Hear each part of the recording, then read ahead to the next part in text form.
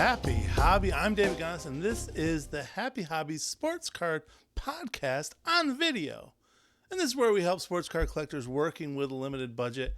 Every episode is like an awesome pack of cards, and I am like that kid reporter card that you get in the back of Panini packs, and you thought it was going to be an awesome parallel. It was not. So this episode is going to be a lot of fun because we're doing a video / podcast. I thought, you know what? Let's kind of mash these together. A lot of people do their podcasts. They do video with their podcasts, put it on YouTube. A lot of people produce their podcast through YouTube. I do mine through Substack, so gonis.substack.com. But you can find the podcast on Apple or Spotify. We're everywhere. We're kind of just everywhere. Today's episode is going to be a lot of fun. It's 11 dirty tricks that those eBay sellers do that we hate.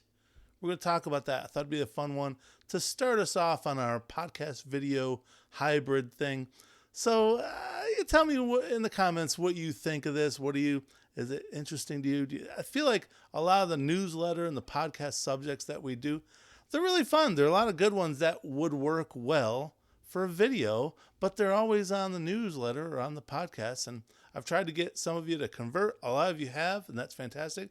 By the way, when we get to 500 subscribers on the gonis.substack newsletter, which is also the podcast, when we get to that 500, we're giving away a PSA 5 Yogi Berra 1962 Topps card.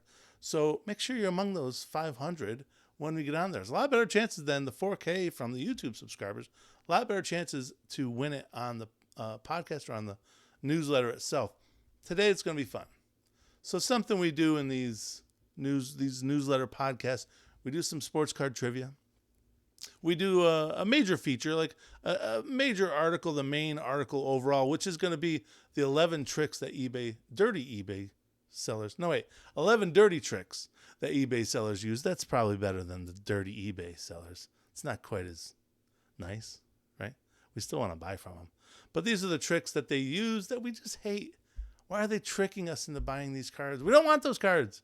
We want the good ones. Why are you tricking us to buy your bad card? So we're going to talk about that. We're also going to talk about, like I said, some sports card trivia. And we're going to go back and dip into Patrick Imhoff's mind and learn something he would do if he became the CEO of Fanatics. That's always fun. This guy's brilliant. He'd run a pretty good card company.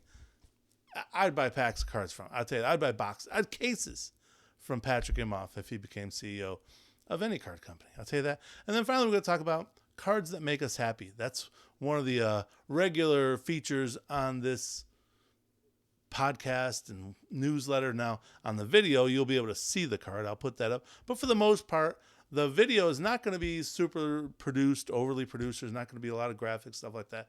Every now and then, if I talk about a specific card, I might put it up.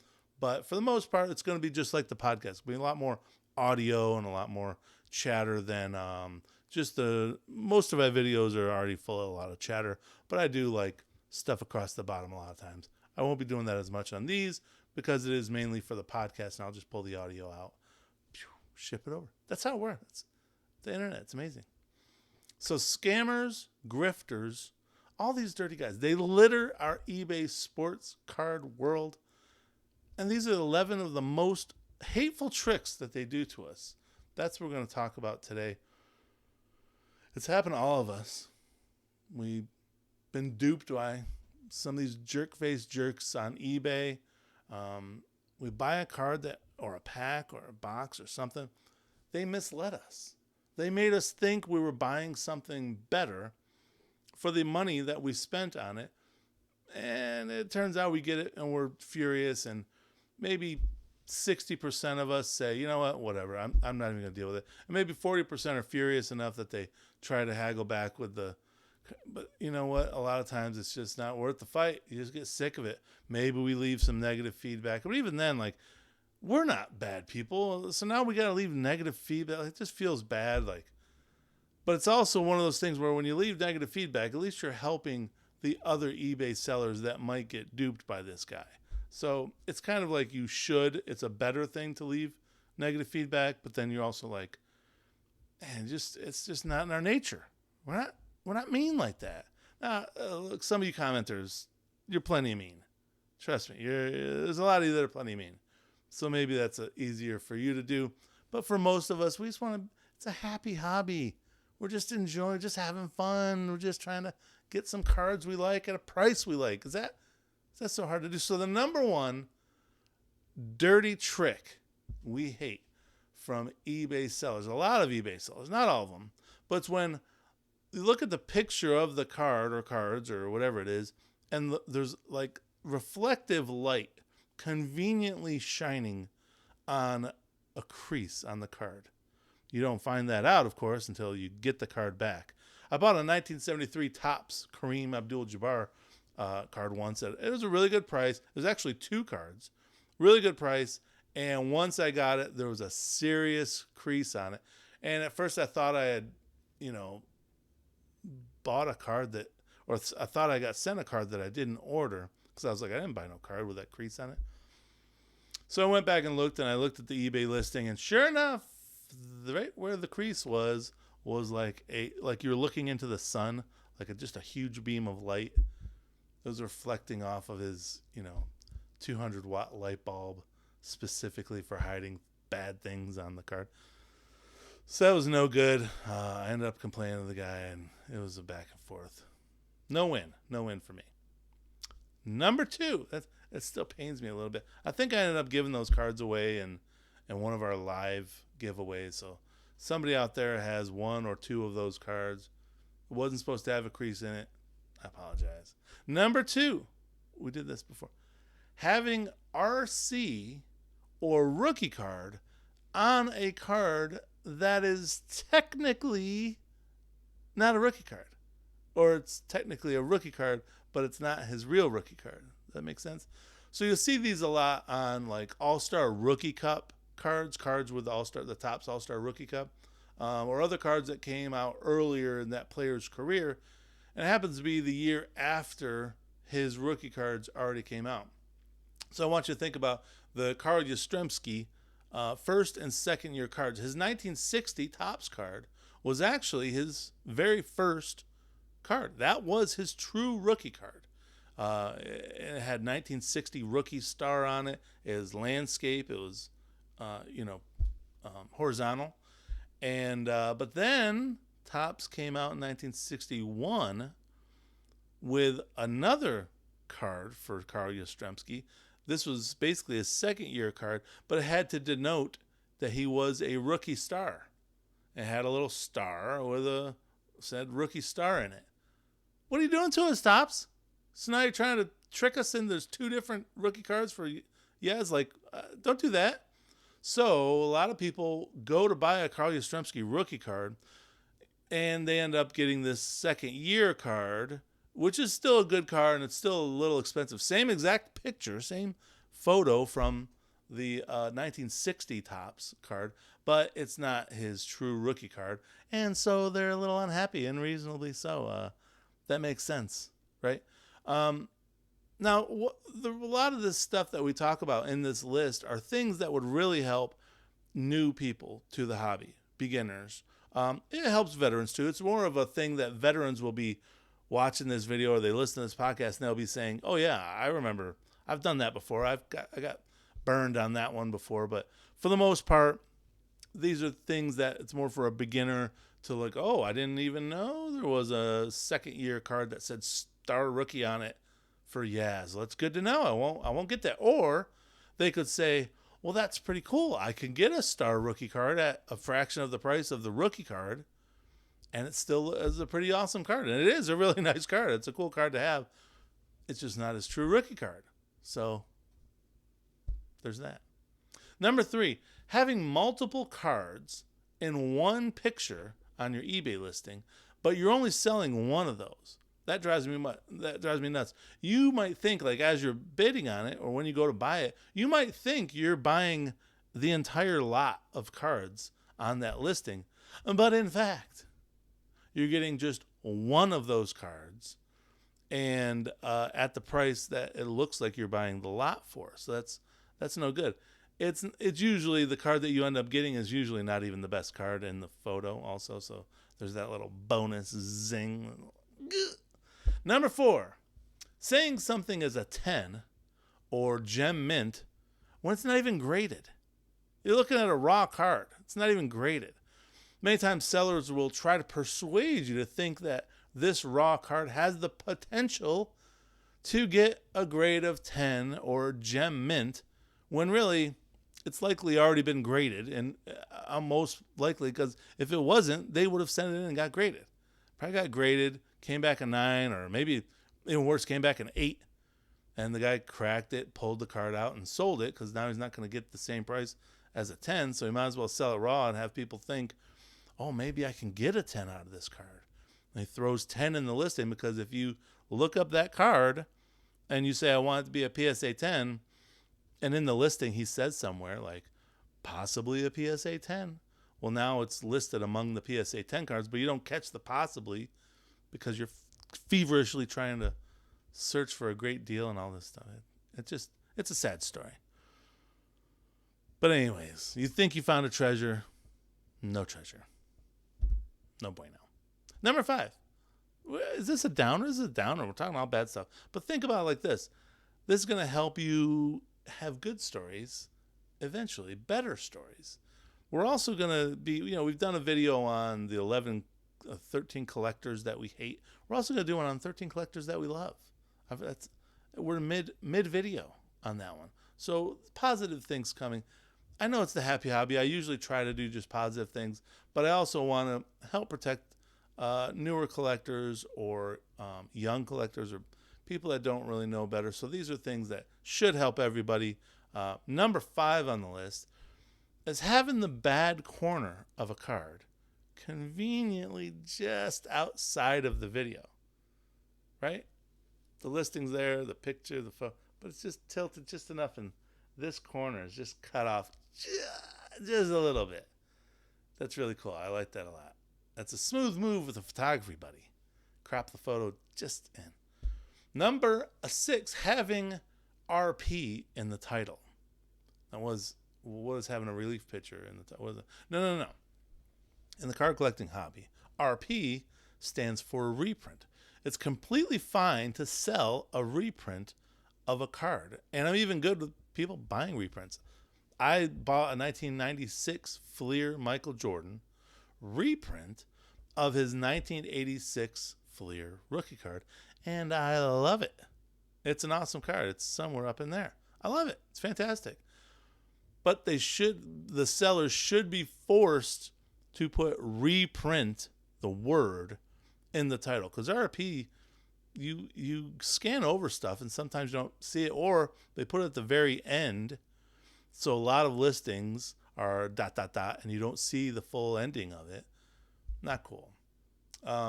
They should be forced to put that, not just RP.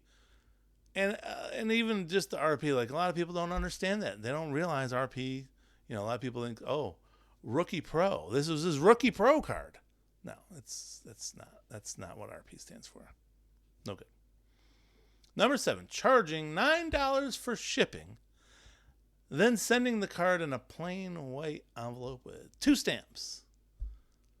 Many times buyers will sort by price, but they'll miss the shipping fee, how much the shipping fee is. Most people assume it's like $4 or $5.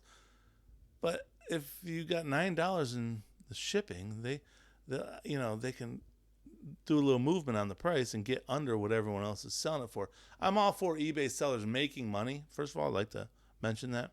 I'm all for them not selling a card less than what it should be sold. But putting a high shipping price on there only to send your cards in an untracked, plain white envelope, PWE, that's just not cool. Send me my $8 back. What'd you do? That was for handling? $8? Come on. Number 8, saying a card is rare when it is anything but rare.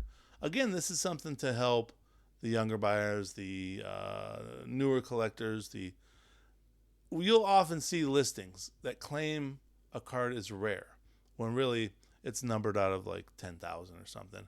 And, just because a listing claims that a card is rare, just do a little research, do a little legwork, see how many of these cards are listed.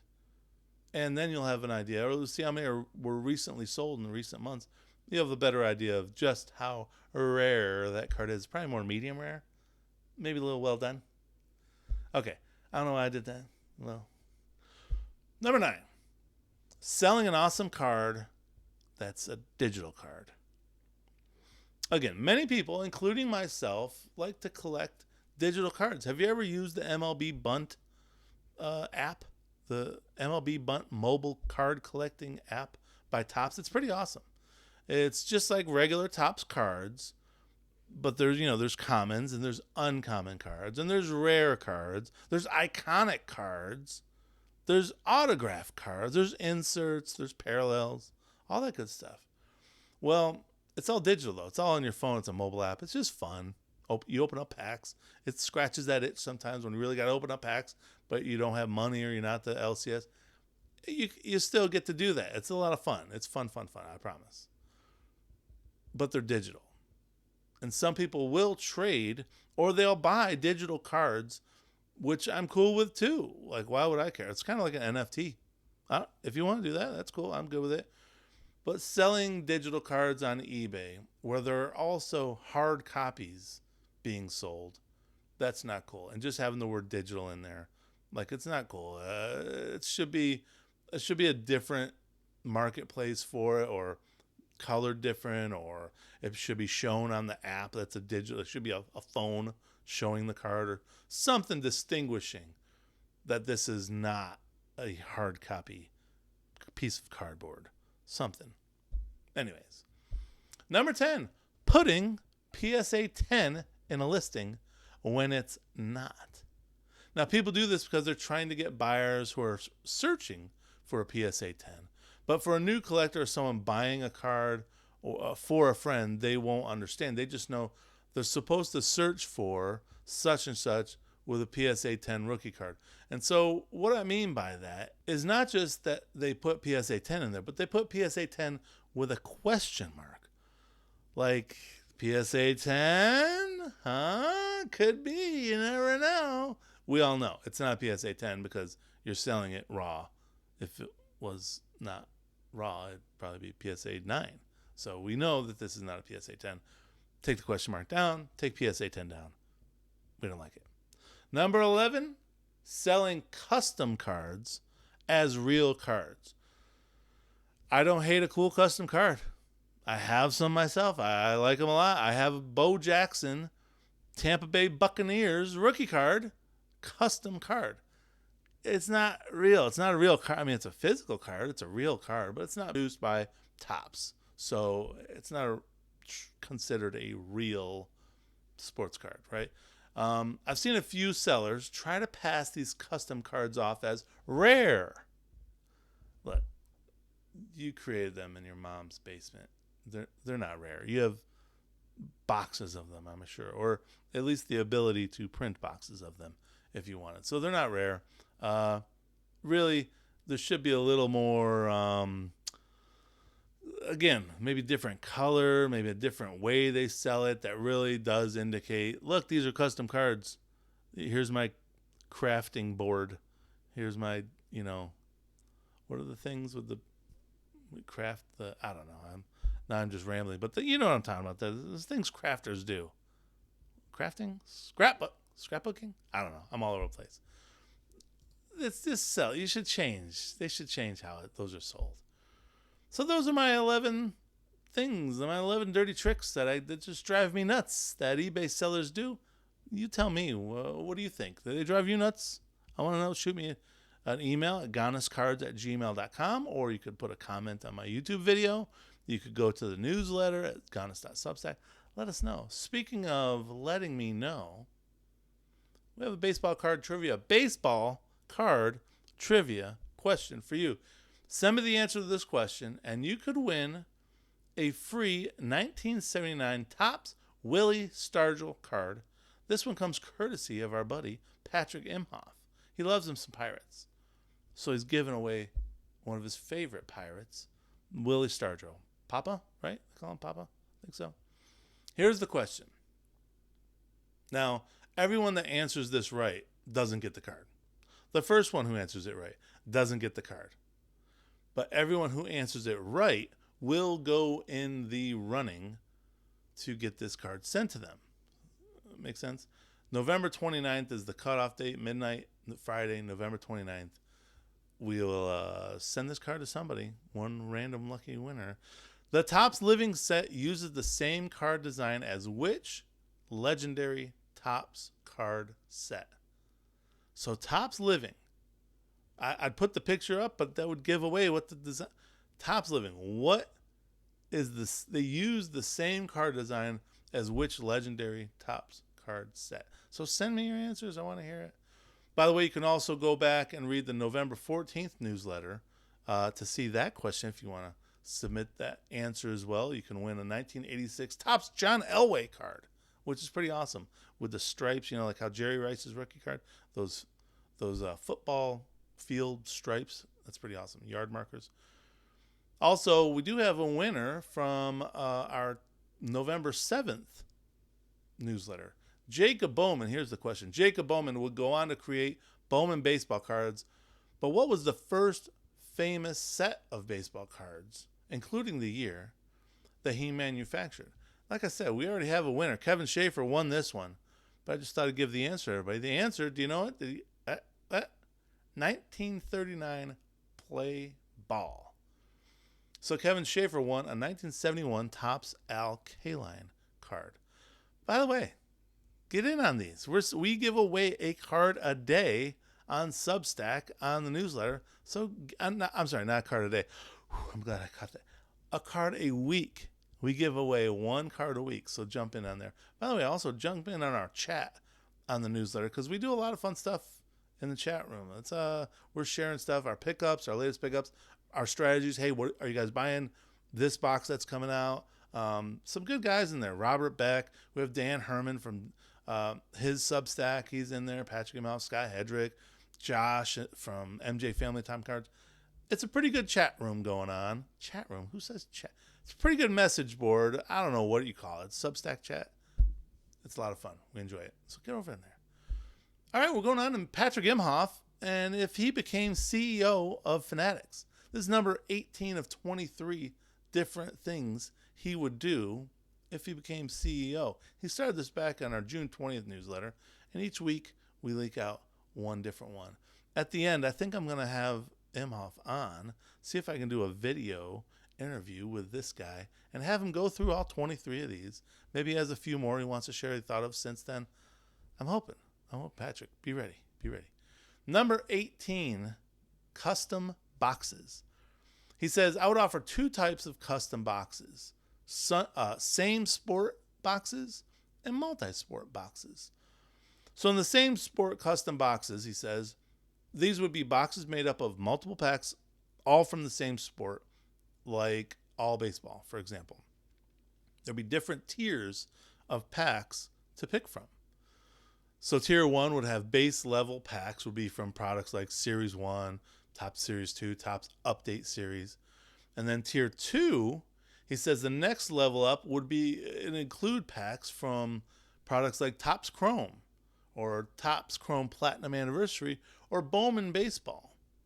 And then tier 3, this would be the highest tier, and it would include packs from older products that included sought-after rookies or possibly jumbo packs from current products. The customer would have the option to stick to the base level packs or pay upgrade fees to add packs from the higher tiers. I love this. Can you imagine getting a box and you've got multiple different products in there? It's kind of like the mystery boxes that we open up, except there's no mystery. You've picked which packs you'd like in this custom box. That'd be pretty awesome. That'd be like going... So one of the things I love, I was never really, when I was a collector back in the I forget when I started, but when I was a collector back then, I wasn't a guy that could go in and buy a box of cards. That wasn't until I was 22, 23 years old that I started doing that. Started putting away grocery money to go buy some cards. No, I was a guy who would go and I'd get a variety of packs. I'd get some cheapies. I'd get a couple jumbo expensive hobby packs. And I'd get some of these, some of the flagships, some of this, try something new, get a couple singles. I'd mix it up. So that's what that's why I love those mystery boxes, because they're all mixed up. So that's what I think I love about this idea, is being able to mix up a box. You get a bunch of different packs, and that'd be fantastic. Tell me that wouldn't be cool. Okay. Also, he says multi-sport boxes. Now, the same principle would apply to the multi-sport boxes, except the customer could add packs from baseball, football, and basketball. Those are the 3 licenses that they're going to hold in 2026, Fanatics. The intrigue of these types of boxes, both same sport and multi-sport, would be that autographs would not be guaranteed, but they would also not be limited either. In other words, you could get autographs in them. It's not guaranteed, like buying a jumbo hobby box, but there are possibilities, probably more possible than buying retail packs, I guess is what Patrick is getting at. So listen, that's pretty awesome. You can subscribe to Patrick Imhoff's newsletter on Substack at patrickimhoff.substack.com. So check that out. Cards that make us happy. This is a really cool one, and it's a very inexpensive one. You can buy it for like $1, $2. 2016 Topps Mike Trout, number 1. So late in 2015, Topps put out a survey online for the very first time. This is the first time they've ever done it, and they've done it every year since then, including this year. They've already done it, allowing fans to vote for which player they'd like to see bat leadoff in the 2016 Topps Series 1 checklist. Mike Trout ended up being the fans' choice, and why wouldn't he be? Up to this point, he had played 5 MLB seasons in which he won Rookie of the Year award, his first of 3 MVP awards, and 4 All-Star appearances. He was pretty good early on. Fantasy owners were like nuts over him. Like, he was the best guy. He was number 1 pick for those 4 or 5 years right in a row. For this card that we're showing here, Top Sports editor Jason Berger said in an interview, he said they'd already chosen which photo would represent Mike Trout in the 2016 set, but they didn't know he was going to be the first one overall. But they had already chosen which photo. The Angels faced the Yankees at Angel Stadium on September 26th, 2015, and Jesus Montero smashed a pitch to deep left center field. Trout leapt up to make an amazing over-the-wall catch. You are familiar with this photo or that highlight, I'm sure. One of several great plays that he made that season, and a photographer was somehow able to catch that photo of him from the dugout, like that far back. Now, in 2016, Trout, he sat in the top spot of Topps checklist during their 65th anniversary season. He'd post the greatest season, 10.5 WAR, of his career that season. Now, he actually did have another year where he posted 10.5 WAR, but we're going to say this was the best because it was first. Now, looking at Trout's baseball reference page, it's painful to think just how good he was for all those years. Did we appreciate it? He was MVP or MVP runner-up in 5 of 6 seasons between 2012 and 2019. Is that 6 seasons? 5 of 6 seasons? I think my math's off on that. We might not see him reach those heights ever again, but it should help us to appreciate someone like Shohei Ohtani and what his current run is like. We should be able to appreciate that a little bit more when we think about how amazing Mike Trout's prime was. And now we look at Shohei in his prime. We need to appreciate that. All right, so that's what we have this week. Listen, let me tell you what's coming on next week in our next podcast. What's the deal with Whatnot? What do you think? Have you ever tried Whatnot? We got Dan Herman. I mentioned him earlier. He's guest writing this one, so I'll be talking about it in a video, I'm sure. Sports card trivia. Got that coming again? Another sports card trivia question. Another Patrick Imhoff, if he was CEO of Fanatics, and we're going to talk about looking back fondly, remembering the best rookie cards from every sport in 1977. Where were you in 1977? I was a 6-year-old who went to a drive-in theater. My parents took me to a drive-in to watch Star Wars, and my head was blown away. That's where I was in 1977. So let me know what you think. Let me know what you think of the podcast video thing we got going on here. I want to know in the comments, is this something you like? If you're listening to the podcast, did you enjoy me doing a video of the podcast, and did it affect the podcastness of it? Was it still enjoyable to listen to? I hope so. At any rate, looking forward to next week. If you need to reach out to me, try me on Instagram at David Ganas, TikTok, Happy Hobby Sports Cards on Substack or on Spotify and Apple. You can find me all over the place. David Ganas at David Ganas on the YouTube channel. By the way, davidganas.com. You can check that out as well. A lot of cool stuff. Whatever you do, make sure you have a happy hobby.